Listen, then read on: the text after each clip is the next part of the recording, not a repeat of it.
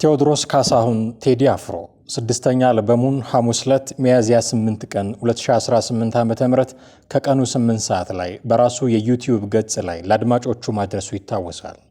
18 ሙዚቃዎችን የያዘው ይህ አልበም በአድናቂዎቹ እጅግ የተወደዱና በሚሊዮኖች አድማጭ ያገኙ ስራዎች ተካተውበታል። ቴዎድሮስ ካሳሁን ከዚህ ቀደም አቦጊዳ፣ ቴዲ፣ ያስተሰርያል፣ ጥቁር ሰው፣ ኢትዮጵያ የተሰኙ አልበሞችን ለአድማጮቹ አድርሶ ተወደውለታል። አሁንም የሙዚቃ ስራው በዩቲዩብ ገጹ ላይ ከተጫነ በኋላ በነበሩት ሰዓታት ውስጥ ዳስጣል የሚለው ሙዚቃው ከ6 ሚሊዮን በላይ አድማጭ አግኝቷል። በ2013 ዓ.ም የክብር ዶክትሬቱን ከጎንደር ዩኒቨርሲቲ የተቀበለው ቴዎድሮስ ካሳሁን ኢቶሪካ ሲል የሰየመውን ስድስተኛ አልበሙን ለአድማጮች እንደሚያደርስ ይፋ ካደረገበት ጊዜ አንስቶ መነጋገሪያ ሆኗል። በዓመቱ 8ኛ ወር በወሩም 8ኛ ቀንና በቀኑ 8ኛ ሰዓት ላይ ለሕዝቡ እንደሚቀርብ የተነገረለት የቴዲ ሙዚቃን በተመለከተ ሊሰጥ የነበረው ጋዜጣዊ መግለጫና የቀጥታ ስርጭቱ መሰረዙም ብዙ ሲያነጋግር የቆየ ነው። ከዚህም ባሻገር በቅድሚያ ሙዚቃው ይለቀቃል ተብሎ የነበረበት ሰዋሰው መልቲሚዲያና ቴዲ አፍሮ የነበራቸውን የስርጭት ውል የማፍረሳቸው ወሬም ሌላው የውዝግብ አካል ሆኖ ነበረ። በኋላ ሰዋሰው መልቲሚዲያ በሰጠው መግለጫ ከቴዲ አፍሮ ጋር የገቡትን ውል ያቋረጡት በአሳታሚውና በድምፃዊ መካከል ባለው ውል ውስጥ በተካተቱ አዳዲስ ጉዳዮች መንስኤ መሆናቸውን አብራርተዋል። 4 ዓመት ሊሞላው 2 ወር ቀርቶት የነበረው የቴዲ አፍሮና የሰዋሰው ውልን ለማደስ በተደረጉ ተደጋጋሚ ውይይቶች የቀረቡ አዳዲስ ሐሳቦች ሁለቱንም ወገኖች ሳያግባቡ ቀርተዋል ተብሏል። ድምፃዊ ቴዎድሮስ ካሳሁን ቴዲ አፍሮ ከአድማጮቹ ጋር ከተዋወቀ 25 ዓመታት ነጉደዋል። የመጀመሪያው የቴዲ አፍሮ አልበም አቦጊዳ ወደ አድማጭ የደረሰው በ1993 ዓ.ም ነበረ። ቴዎድሮስ ካሳሁን በእነዚህ 25 ዓመታት ውስጥ 6 የሙዚቃ አልበሞችን ወደ አድማጮቹና አድናቂዎቹ አቅርበዋል።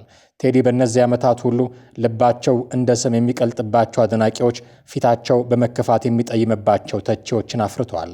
ኢትዮጵያዊነት እንዴት ይገፋ ለሚልላቸው የነጻነትና የመብት ፊት አውራሪ እንዲሁም የዘመኑ ድምፅ ሲሆን ልባቸው ለሚጎሽባቸው ደግሞ ድምፃዊ ብቻ ነው። ቢሆንም ግን ቀኙም ግራውም ዳር ተመልካቹም ሆነ መሃል ላይ ተወረግራጊው እኩል የሚያዳምጠው የሚተነፍሰው በሺዎች የሚመነዘርበት የሚያዜመው የበርካቶችን ልብ በብርቱ መልእክቱ የሚያንኳኳ ነው። ቴዲ አፍሮ ኢቶሪካ ብሎ በቅርቡ ያወጣው አልበምም እንዲሁ በብዙዎች እሺ ቦታ እየተሰነጣጠቀ ያለ አልበም ነው። በተለይም ዳስጣል የሚለው ሙዚቃ የብዙ ፖለቲከኞችን ቀልብ የሳበ የመነጋገሪያ ርዕስም የሆነ ነው። ቴዲ በዚህ አልበሙ ፋኖ ውስጥም ገብቶ የልዩነት ጠብ ሆኗል። ዘመነ ካሴን የሚነቅፈው እስክንድርን የሚደግፉ ሰዎች አፋብን በቴዲ አፍሮ ዘፈን የመጨፈር ሞራል የለውም እያሉ ነው። በጣም ስነድ ያደርኩ ዛሬ ይሄ ፌክ ብሔርተኛ ያውዳሚ ብሔርተኛ ይሄ በአማራ ብሔርተኝነት ስም ሰርጎ የገባው ወሮ በላ ቡድን ከኦነግና ከህወሓት የተወረሰ ብሔርተኝነት አማራን ዋጋ ያስከፈለ ስብስብ ከነ ስታሊን ከነ ጀዋር መሐመድ ያልተለየ ብሔርተኝነት አራምዳለሁ ያለው ብሔርተኛ ስብስብ በነ ዩሪ ወይም ይርጋለም ታደሰ በነ አማራ ዛሬ በነ ሄኖክ ሚኒሻው በነ ተምር በነ ሃይማኖት በነ አበበ ፈንተው በነ አስረስ ማረ ሲመራ የከረመ በነ ዘመነ ካሴ ሲመራ የከረመ ብሔርተኝነት አማራን ያስከፈለው ዋጋ በነ ማዛ መሐመድ በነ ግርማ ካሳ በነ ዘመድኩን በቀለ ሲዘወር የከረመ ብሔርተኝነት የአማራን ሕዝብ ያስከፈለው ዋጋ ዛሬ ሲያንገበግበኝ አደረ። በእውነት ታላቁ እስክንድር በአማራ ብሔርተኝነት ውስጥ ገብቶ ሲታገል መነሻ አማራ መዳረሻ ኢትዮጵያ ብሎ የአማራን ሕዝብ የህልውና ትግል ከፍ ለማድረግ መነሻውን አማራ መሬት አማራ ተብሎ በታጠረው ክልል አድርጎ መዳረሻው ኢትዮጵያ አድርጎ የአማራ ጥያቄዎችን ለማስመለስ የተነሳበትን ትግል ኢትዮጵያ የሚል ስም ጠራ ብለው በእስክንድር ላይ ጦር አዝምተው ከትግል መነሻው ካደራጀበት ጦር ካስታጠቀበት የጎጃም ምድር እንዲወጣ ጦር አዝምተው ወግተው አሳደው ከሱ ጋር የቆማችሁት ሁሉ ታልቃላችሁ ብለው በአንድ ቤት አንድ አባወራ በሚል ዘመቻ ከጎኑ የተሰለፉትን ሁሉ ወግተው አሳደው እስክንድር የሚባል ስምን ኢትዮጵያንስት በሚባል ካባ ፍዳ ሲያበሉ ከርመው ዛሬ በእውኑ በቴዲ ሙዚቃ መጨፈር ይቻላል? በቴዲ ሙዚቃ ፍቅር ማልቀስ ይቻላል? ቅዳሜ ገበያ አረ ማፈር ቀረ። አረ ስምንተኛው ሺህ ደረሰ። እናሳየ ደርቤ እና አስረስ ማረ እነ ዘመነ ካሴ እና አበበ ፈንተው እነ ዩሪ ታደሰ እና አማራ ዛሬ እነ ቅዳሜ ገበያ እነ ሄኖክ ሚኒሻው እነ ተምር እነ ሃይማኖት አጠቃላይ በዚህ ፌክ ብሔርተኛ ውስጥ ታቅፋችሁ አማራን ዋጋ ያስከፈላችሁ ሁሉ ዛሬ ልትደበቁ ይገባል። ዛሬ በቴዲ ሙዚቃ መደሰት ማድነቅ ሳይሆን መደበቅ ይገባችሁ ነበር። በእውኑ ልታፍሩ ይገባ ነበር። በእውነት በዚህ ሙዚቃ አንገታችሁ ቀና ብሎ እውነተኛ ብሔርተኝነት ስታራምዱ የነበራችሁ የአፋሕድ ደጋፊዎች በታላቁ እስክንድር ጀርባ ሁናችሁ በሱና በምርጦች ስብስብ ብለን ስንጠራው የነበረው የአፋሕድ አመራሮች ስር ሁናችሁ ታላቁ እስክንድርን ስትደግፉ የነበራችሁ በቴዲ ሙዚቃ ሸብረብ እያላችሁ ኢትዮጵያን ከፍ አርጓት፣ ሰንደቁንም ከፍ አርጋችሁ አውለብልቡት።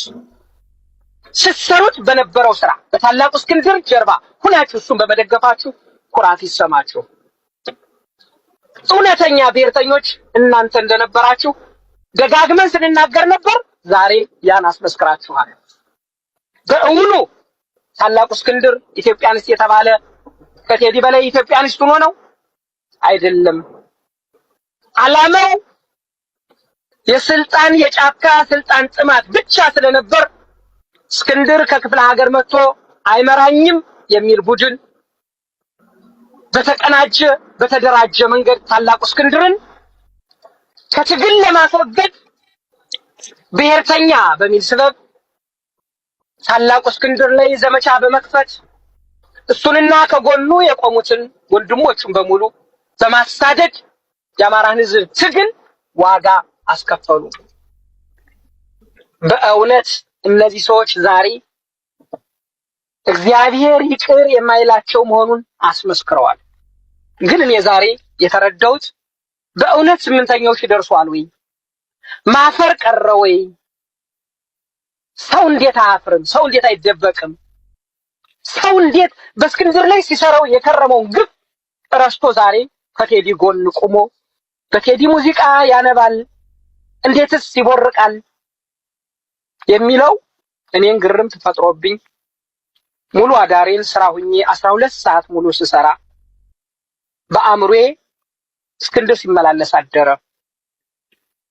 በጣም በሚገርም ሁኔታ ግን በዚህ ሙዚቃ ያየሁት በእስክንድር ላይ የተሰራ ግፍ በአማራ ላይ ለቀጣይ አመታቶች ይሄን ያህል አመት ባልለው አማራ ዋጋ ይከፍላል፣ እየከፈለም ነው።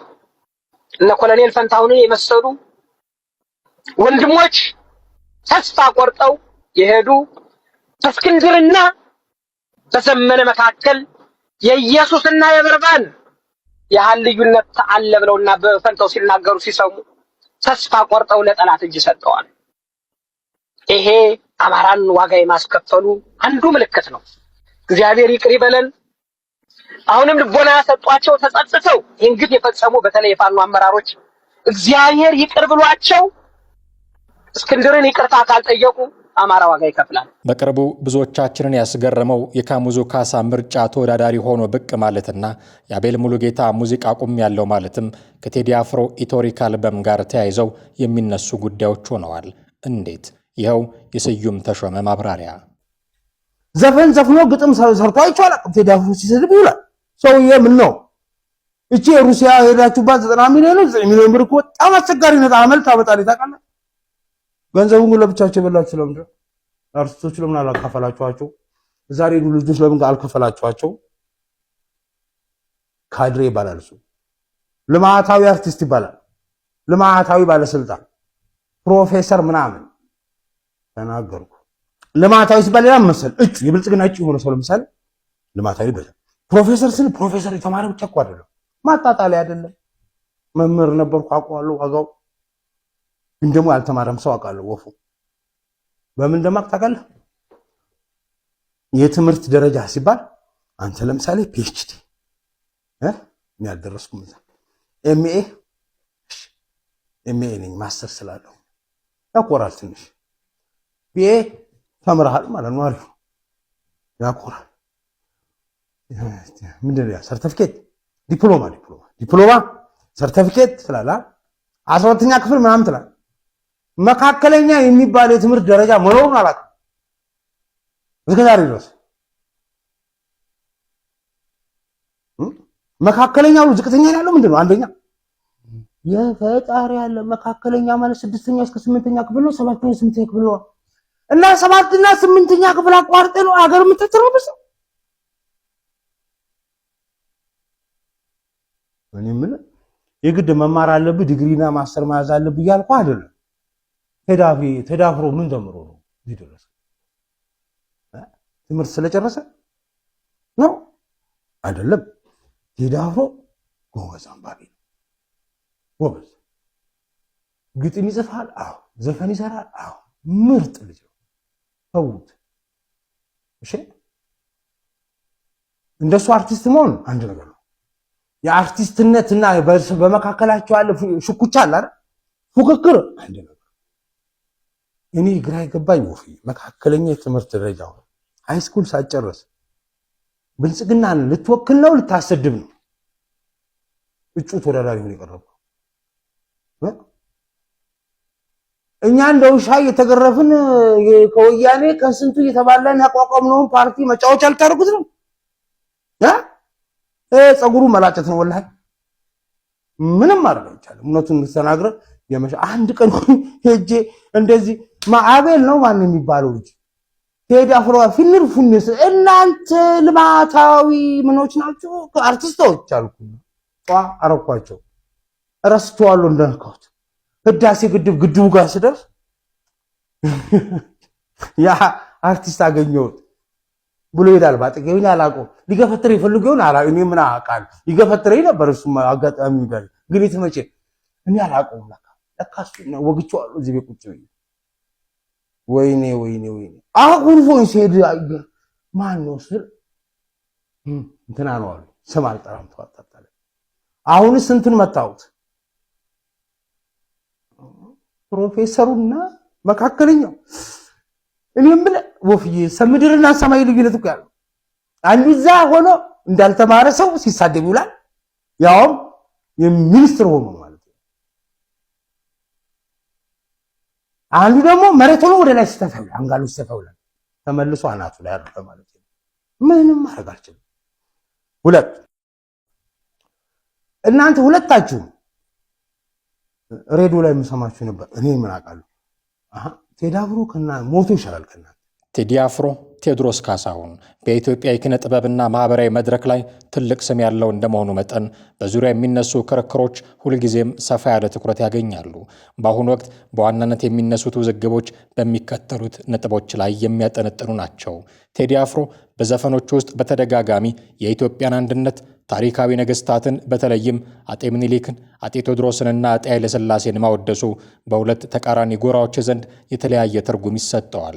ደጋፊዎቹ ዘፈኖቹን እንደ ሀገራዊ ፍቅር፣ የአንድነትና የጥንካሬ መገለጫ አድርገው ይመለከቷቸዋል። ተቺዎቹ ደግሞ አንዳንድ ብሔር ተኮር ፖለቲካን የሚያራምዱ ወገኖች የቴዲን ስራዎች የአንድነትን ወገን ትረካ ብቻ የሚያንጸባርቁና የሌሎችን ስቃይ የማይረዱ በሚል ይተቹታል። ይህ የታሪክ አመለካከት ልዩነት በየጊዜው በሚለቃቸው ነጠላ ዜማዎች ወቅት አዳዲስ ክርክሮችንም ሲቀሰቅሱ ቆይተዋል። በቅርብ ዓመታት ውስጥ ቴዲ አፍሮ በአዲስ አበባም ሆነ በሌሎች የሀገሪቱ ክፍሎች ትላልቅ የሙዚቃ ኮንሰርቶችን ለማድረግ በተደጋጋሚ ጥያቄ ሲያቀርብ በተለያዩ የጸጥታ ምክንያቶች ፍቃድ ሳያገኝ መቅረቱ የሚታወስ ነው። ባለፈው ስርዓት ይህ ጉዳይ በደጋፊዎቹ ዘንድ ሆን ተብሎ በኪነ ጥበብ ስራው ላይ ጫና እንደተደረገበት ነው የሚል ቅሬታንም ፈጥሮ ቆይቷል። መንግስት በበኩሉ መሰል ኩነቶች ለህዝብ ደህንነት አስጊ ሊሆኑ እንደሚችሉ በመጥቀስ ክልከላውን ያስቀምጥ ነበረ።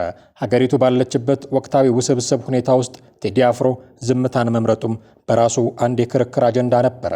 አንዳንዶቹ እንደ ታዋቂና ተጽዕኖ ፈጣሪ አርቲስት ድምፁን ማሰማት አለበት ሲሉ ይወተውቱታል። ሌሎቹ ደግሞ ጥበባዊ ስራ በጥንቃቄ መታየት ስላለበት ዝምታው ተገቢ ነው በሚልም ይከራከራሉ። በቅርቡ ይወጣሉ ተብለው ሲጠበቁ የነበሩት አዳዲስ ስራዎቹም ይህን ዝምታ እንዴት ይሰብሩታል የሚለው በጉጉት ሲጠበቅ የነበረ ጉዳይ ነው። የቴዲ አፍሮ ውዝግብ ከሙዚቃዊ ይዘት ይልቅ ከሀገራዊ ማንነት፣ ከታሪክ ትርጓሜና ከፖለቲካዊ አስተላለፍ ጋር የተቆራኘ ነው። አርቲስቱ የሚከተለው አንድ ኢትዮጵያ የሚለው ፍልስፍና በአሁኑ ወቅት በሀገሪቱ ካለው የፖለቲካ ትኩሳት ጋር ሲጋጭም ለክርክሮች መባባስ ትልቅ ምክንያት እየሆነ ነው።